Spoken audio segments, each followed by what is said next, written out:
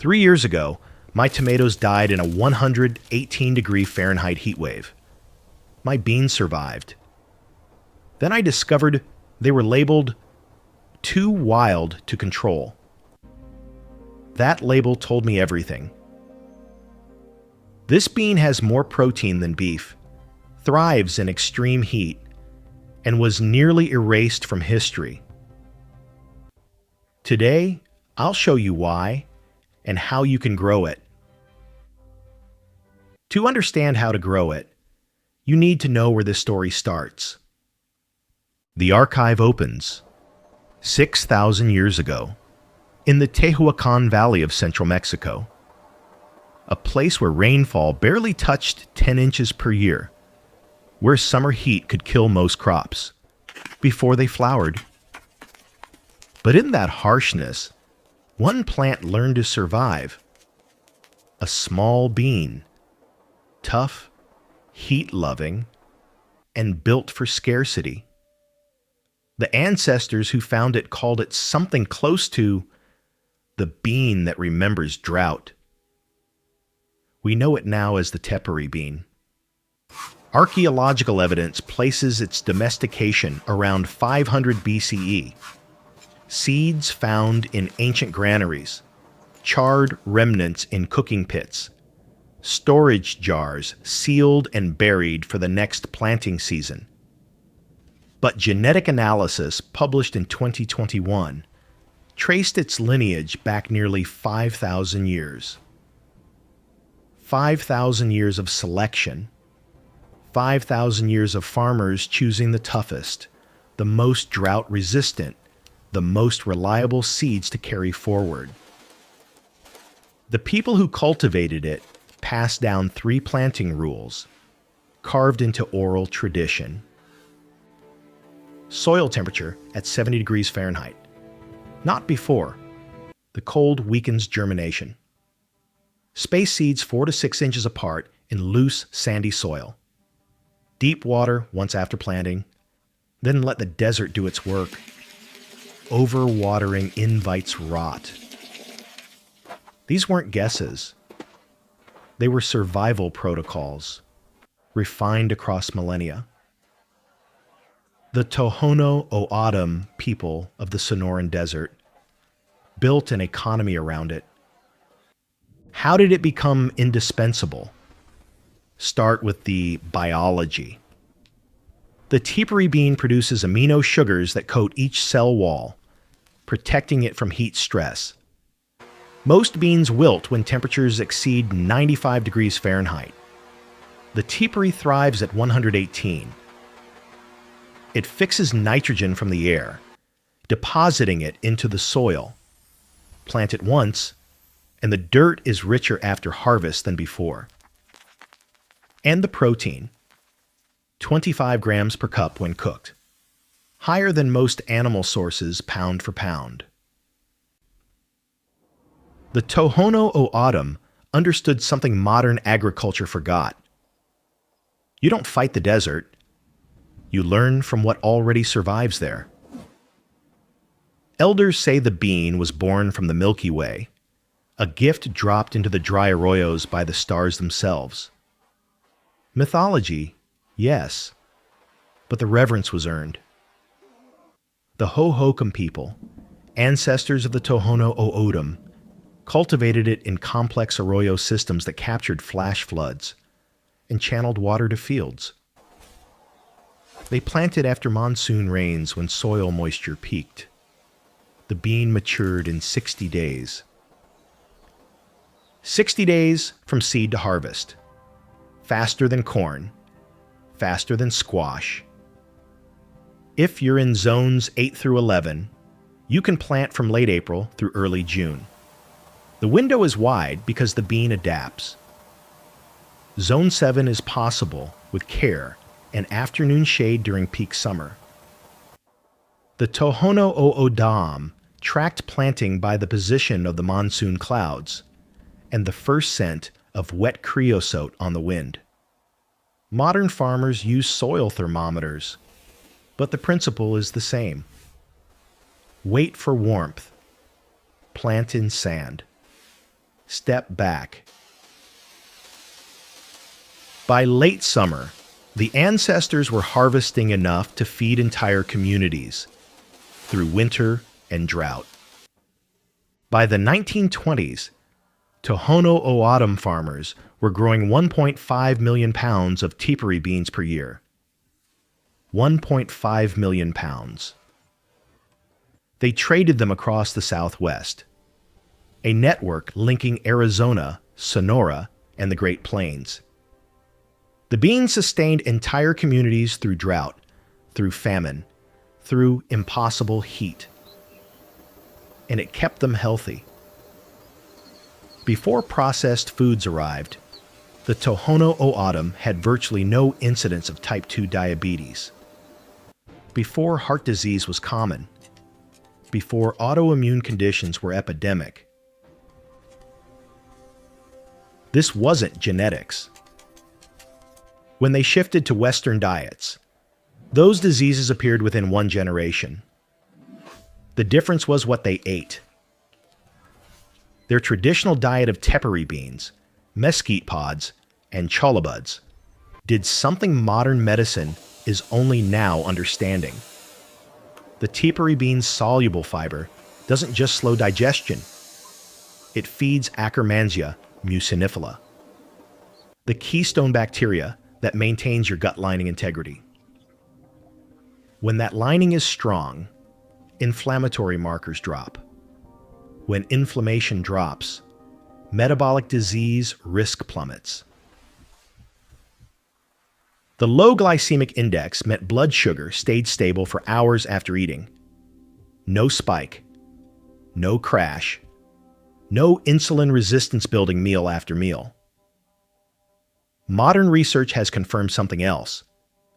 Tepary beans contain protease inhibitors that inhibit the growth of certain cancer cells. This was not just food. This was preventative medicine growing freely in the sand. So how did a crop this powerful vanish? It was not nature that killed it. It was ideology. The first blow struck in the 1600s.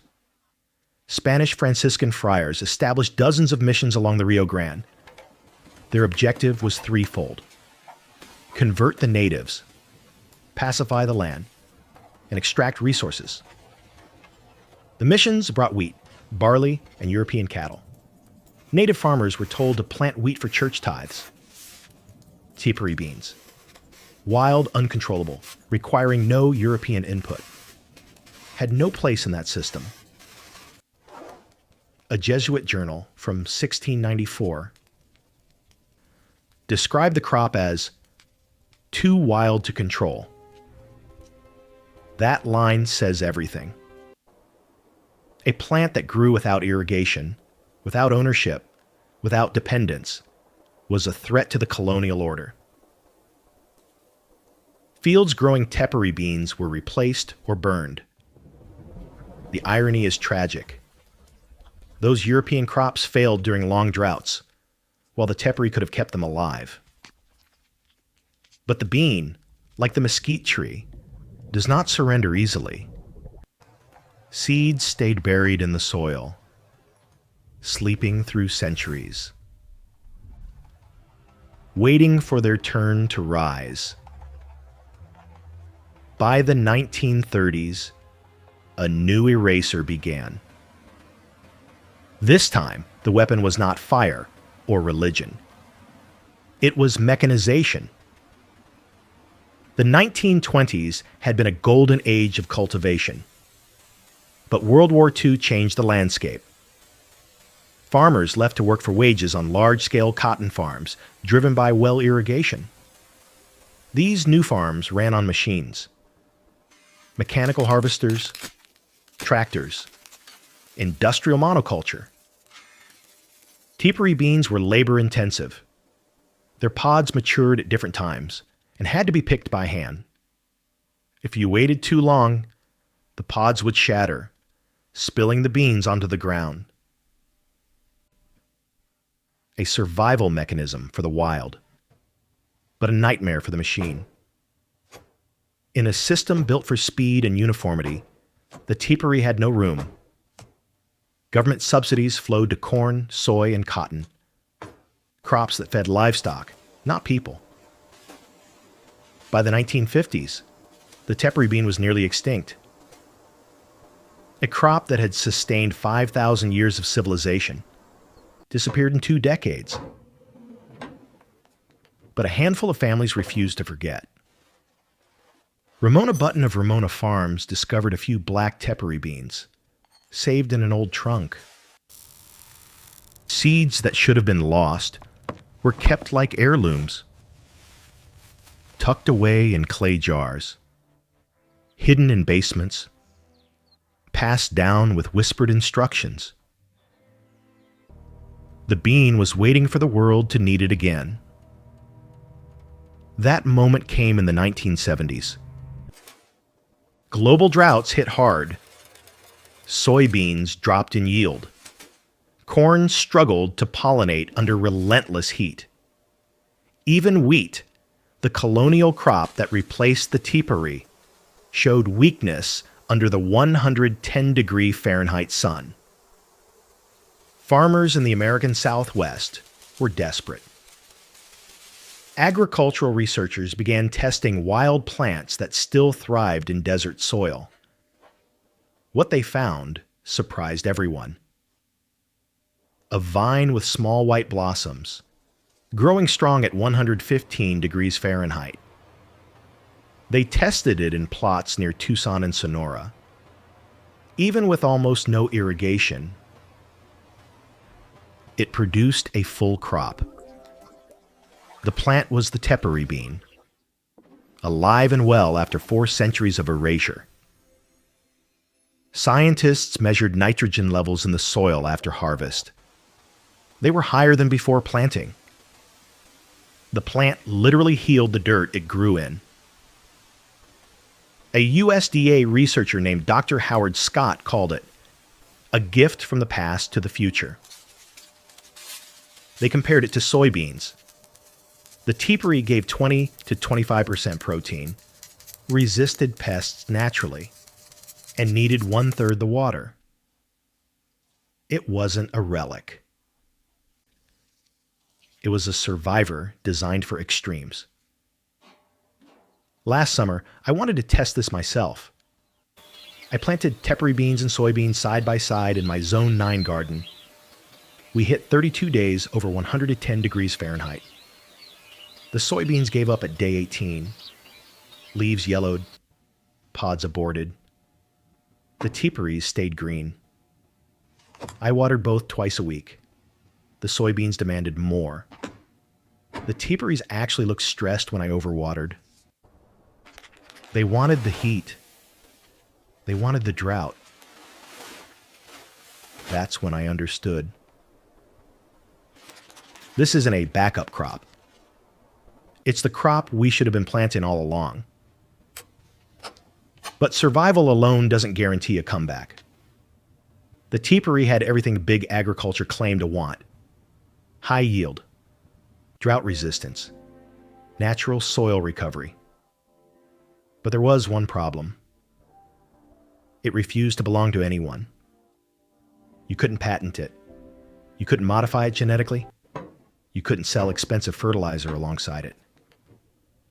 It didn't need them. And that made it invisible in a system built around control. Agricultural journals labeled it unsuitable for commercial production, even while research papers praised its climate strength. In simpler terms, it wasn't profitable. And profit beat survival every time. But a few people refused to accept that. Around 1996, a community group called Tohono O'odham Community Action, TOCA, began collecting ancient seed lines from elders and forgotten storage jars. Each variety had its own name, flavor, and story. Some had not been grown for more than 300 years. Farmers like Terrell Dew Johnson and Sterling Johnson worked by hand. No machines, no chemicals, just desert soil and memory. They called it planting the ancestors. By the early 2000s, they harvested enough to feed families and sell small bags to local schools. The beans turned up in traditional stews, tortillas, and bread. Elders said the flavor tasted like the desert itself. Kids who had grown up on store-bought food learned how to plant, soak, and cook the same beans their great-grandparents carried through dry seasons. Every seed represented survival. The co-op discovered 3 planting rules that changed everything. 1. Never fertilize. These beans fix their own nitrogen. Added fertilizer actually weakens them. 2. Harvest when 90% of pods are dry, but before they shatter. Wait too long and you lose the crop to the ground. 3. Save seeds in paper envelopes, never plastic. They need to breathe. Tosei eventually built a food co-op and partnered with universities to share data, proving the tepary could grow with 75% less water than modern beans. But the revival went beyond food. It restored identity. Farmers said growing it felt like remembering who we were before the drought. As the crops began to spread again across the Southwest, scientists started paying attention. Today, climate models warn that over 30% of global crop yields could fall by 2050 because of rising heat. Yet the tepary bean has already lived through worse. It was born from heat. In fields where corn and soy wither, the tepary stays green, setting pods even at 115 degrees. Scientists now call it America's survival crop. In 2019, university trials in Arizona and Mexico confirmed what desert farmers always knew. Tepary beans use less than 1/3 the water of soybeans, while producing nearly equal protein.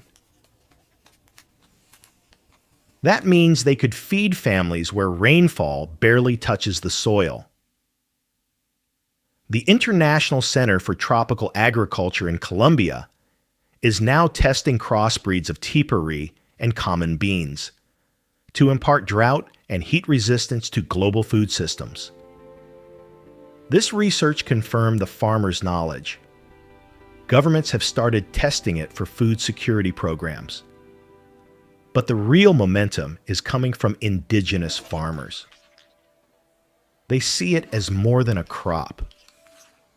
It is a bridge between the past and the planet's uncertain future. Getting seeds is easier than you think. 3 sources can start you this week. Ramona Farms in Arizona. They ship heritage varieties year-round. This is the farm Ramona Button saved from extinction, and they're committed to keeping these genetics alive. Native Seeds /Search. They specialize in desert-adapted strains and provide zone-specific growing guides with every order. And your local seed library. Many Southwest regions now carry Phaseolus acutifolius. If they don't, request it.